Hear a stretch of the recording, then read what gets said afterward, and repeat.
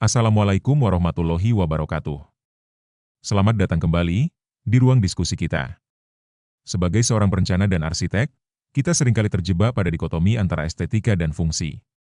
Namun, hari ini kita akan membedah sesuatu yang lebih dalam, bagaimana sebuah ruang mampu berdialog dengan jiwa dan nilai-nilai spiritualitas.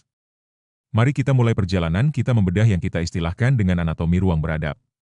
Baik, selamat datang, rekan-rekan arsitek, perencana, dan akademisi. Saat ini kita tidak hanya bicara tentang denah atau pemilihan material, tetapi tentang sebuah tema besar bertajuk, anatomi ruang beradab. Kita akan mengungkap dimensi spiritual yang selama ini mungkin tersembunyi di balik garis-garis desain interior Islami.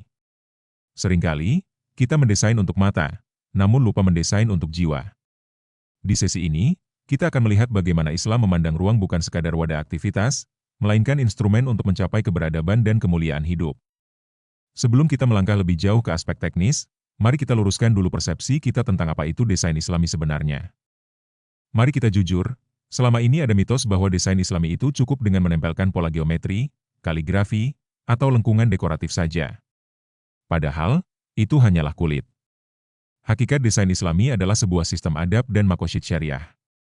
Tujuannya jelas, menjaga kehormatan penghuninya, memudahkan mereka beribadah, dan yang terpenting adalah mencegah mudarat atau bahaya. Landasan utamanya adalah etika, seperti yang tertuang dalam Quran Surat An-Nur ayat 27 tentang konsep meminta izin sebelum memasuki ruang privat orang lain. Desain yang baik harus mampu memfasilitasi perintah Tuhan tersebut. Nah, berbicara tentang izin dan kehormatan, pilar pertama yang harus kita bangun adalah manajemen privasi. Mari kita jujur, selama ini ada mitos bahwa desain Islami itu cukup dengan menempelkan pola geometri, kaligrafi, atau lengkungan dekoratif saja. Padahal, itu hanyalah kulit. Hakikat desain Islami adalah sebuah sistem adab dan makosyid syariah. Tujuannya jelas, menjaga kehormatan penghuninya, memudahkan mereka beribadah, dan yang terpenting adalah mencegah mudarat atau bahaya.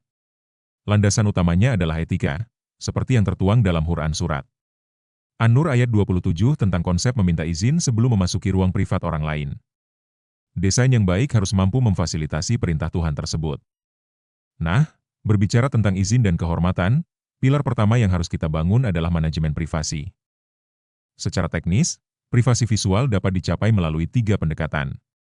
Pertama, penggunaan foyer atau buffer zone. Ini krusial untuk mencegah pandangan langsung dari pintu depan ke arah ruang intim di dalam rumah. Kedua, kita bisa bermain dengan partisi strategis atau secondary skin untuk memutus garis pandang, line of sight, tanpa menutup aliran udara. Terakhir adalah kontrol bukaan. Jendela harus diatur sedemikian rupa agar cahaya alami tetap melimpah, namun aktivitas domestik di dalam tetap terjaga dari mata luar. Desain yang cerdas adalah desain yang mampu menyembunyikan tanpa mengurung. Tapi privasi bukan hanya soal apa yang terlihat, melainkan juga soal apa yang terdengar. Seringkali kita lupa pada privasi akustik. Dalam Islam, menjaga aib dan rahasia adalah kewajiban. Suara percakapan intim atau bahkan konflik domestik tidak boleh bocor keluar rumah atau ke area tamu. Disinilah peran arsitek untuk melakukan zonasi suara. Jauhkan area istirahat dan ruang ibadah dari titik bising seperti jalan raya atau ruang tamu. Gunakan material peredam dan perhatikan ketebalan dinding untuk menciptakan ketenangan atau sakinah. Ruang yang tenang bukan hanya nyaman untuk tidur, tapi juga khusyuk untuk bersimpuh di hadapannya. Setelah urusan privasi tuntas, kita masuk ke pilar kedua yang menjadi fondasi utama ibadah kita, yaitu kesucian. Pilar kedua adalah taharah atau kesucian. Dalam hadis riwayat Muslim, dikatakan bahwa kebersihan adalah separuh dari iman. Namun bagi kita desainer, tahara itu lebih dari sekadar estetika bersih. Ini adalah prasyarat sahnya ibadah. Interior Islami harus dirancang agar anti najis, mudah dibersihkan, tidak memiliki sudut-sudut mati yang menjebak kotoran, dan materialnya harus mendukung proses pembersihan yang syar'i. Di sini, nilai kebersihan berubah dari sekadar pilihan desain menjadi sebuah nilai ibadah yang konkret. Lalu, bagaimana memetakan sirkulasi air agar area basah tidak mengganggu area suci? Mari kita bedah denahnya. Kunci dari manajemen kesucian adalah separasi tegas. Area basah seperti toilet tidak boleh mencemari area suci seperti ruang sholat. Kita harus memperhatikan save water flow dan membuat transition zone yang jelas. Gunakan perbedaan level lantai atau area ganti sebelum memasuki ruang utama agar sisa air atau potensi najis tidak terbawa ke atas karpet sholat. Jangan lupa soal sirkulasi udara. Area basah harus kering dengan cepat untuk menghilangkan kelembapan dan bau agar kesucian ruang tetap terjaga secara sensorik. Menjaga kesucian sudah, sekarang saatnya kita memastikan keamanan penghuni dari segala bentuk bahaya. Prinsip ketiga diambil dari kaidah fiqh, tidak boleh ada bahaya dan tidak boleh saling membahayakan. Ini mencakup 4 aspek penting.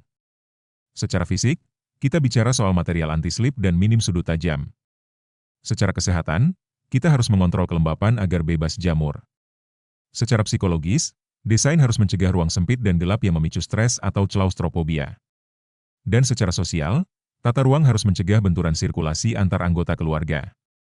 Desain Islami adalah desain yang memuliakan kehidupan dengan cara menjaganya dari risiko.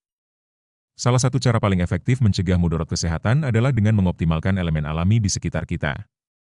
Di negara tropis seperti kita, kenyamanan termal adalah kunci produktivitas ibadah. Kita harus menerapkan ventilasi silang, cross ventilation, agar udara tidak pengap. Udara yang segar akan menjaga fisik tetap bugar untuk beraktivitas dan beribadah. Selain itu, pemanfaatan cahaya alami harus dikontrol secara presisi agar tidak mengorbankan privasi atau justru memicu panas berlebih. Orientasi bangunan pun harus disesuaikan dengan iklim tropis. Ini adalah bentuk syukur kita terhadap alam yang telah disediakan oleh Sang Pencipta. Jika semua fungsi dasar sudah terpenuhi, maka kita harus naik kelas ke standar kualitas tertinggi, yaitu ihsan. Ihsan adalah pilar keempat, melakukan sesuatu dengan sebaik-baiknya. Dalam desain, ihsan menuntut kerapian, presisi, dan proporsi yang tepat.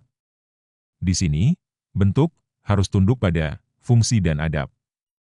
Ornamen-ornamen cantik boleh saja ada, tapi tidak boleh sampai mengalahkan keterbacaan ruang itu sendiri. Prinsip estetika Islami bukan untuk pamer status sosial atau kemewahan yang berlebihan.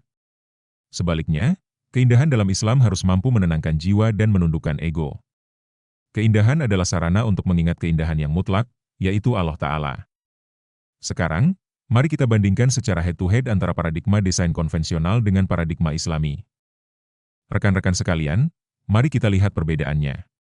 Di dunia konvensional, fokus utamanya seringkali adalah estetika visual atau form over function. Ruang-ruang dibuat seterbuka mungkin, hyper open plan, dengan transparansi total. Namun dalam paradigma Islami, fokus kita adalah adab, fungsi, dan kemaslahatan. Zonasi kita terstruktur untuk memfilter privasi visual dan akustik. Jika material di desain konvensional sering jadi simbol status, di desain Islami material dipilih karena kemudahan taharah dan keawetannya. Sirkulasi pun tidak hanya soal efisiensi, tapi soal adab dalam bergerak melalui buffer zone.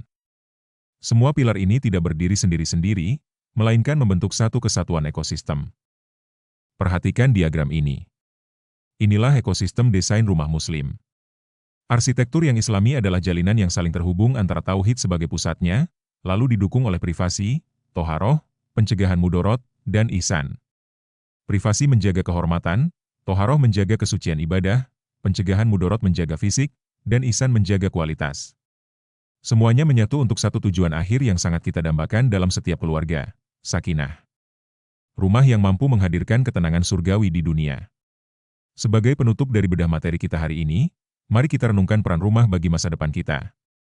Akhirnya, kita harus menyadari bahwa rumah yang beradab tidak hanya melindungi tubuh dari cuaca, tapi juga melindungi jiwa dari kelalaian. Jadikanlah rumah Anda bukan sekadar tempat singgah atau sekadar aset investasi. Jadikan ia madrasah pertama bagi keluarga. Sebuah ruang yang menuntun penghuninya menuju kesalehan, ketenangan, dan ketaatan. Mari kita bangun ruang yang memuliakan kehidupan. Terima kasih telah menyimak. Semoga paparan ini bermanfaat bagi praktik profesional dan kehidupan pribadi kita semua. Wassalamualaikum warahmatullahi wabarakatuh.